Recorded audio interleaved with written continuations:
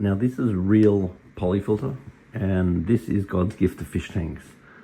So this would be one of the secrets for why this tank is going so well, even though it was overfed.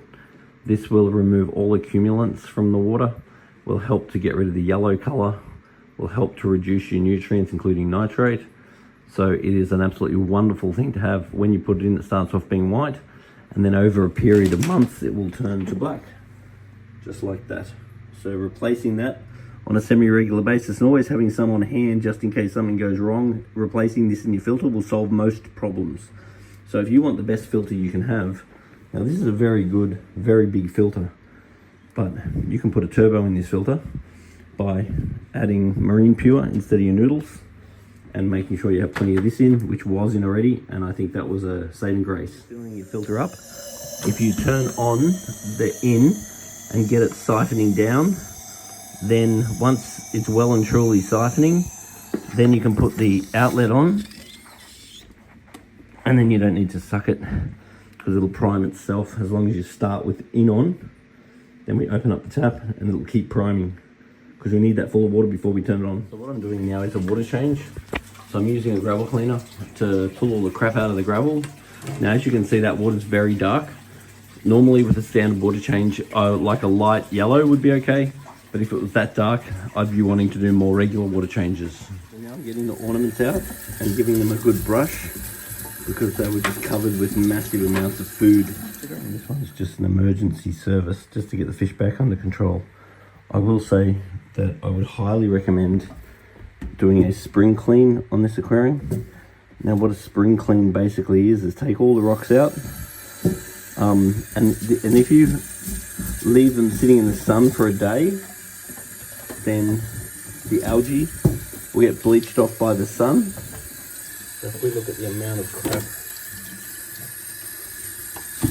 all over the decorations and all over the rocks,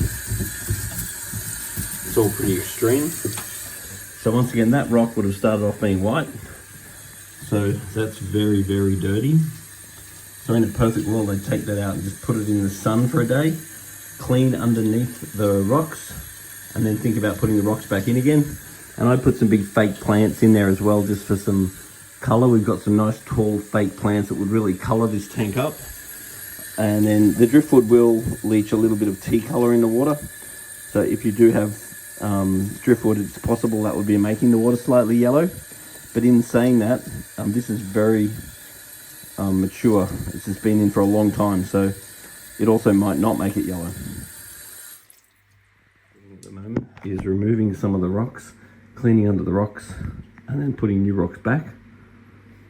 But it really needs a major spring clean to look good. You can see the sheer amount of crap is pretty extraordinary. So we're getting a lot of it out. And my bet is the fish will be totally fine. But I think a spring clean will be in order. And a spring clean is basically pull everything out, clean the substrate.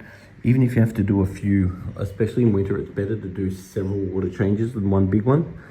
Then if you put your rocks in the sun for a day, then hit them with a hose or a gurney, they'll come up good as new and you can put them all back in.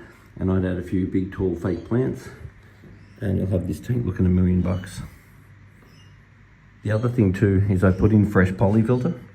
And whenever you do these jobs, putting fresh poly filter in the filter I think is crucial, because we can actually be disturbing gases like hydrogen sulfide doing these sorts of jobs.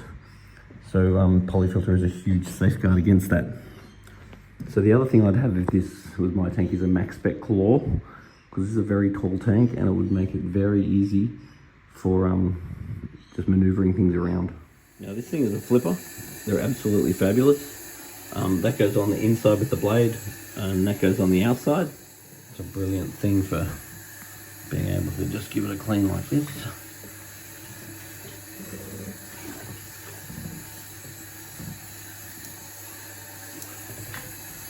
These things are fabulous.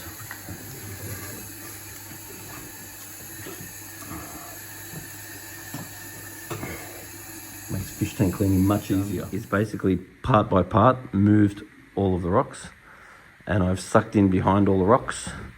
Now you can see all this junk settling at the front. So I'm just putting a little bit more water in now. I'm trying to make sure the temperature is somewhat stable and just watching the temperature. And now I'll go into a bit more of a sucky so I can get a lot of this stuff out.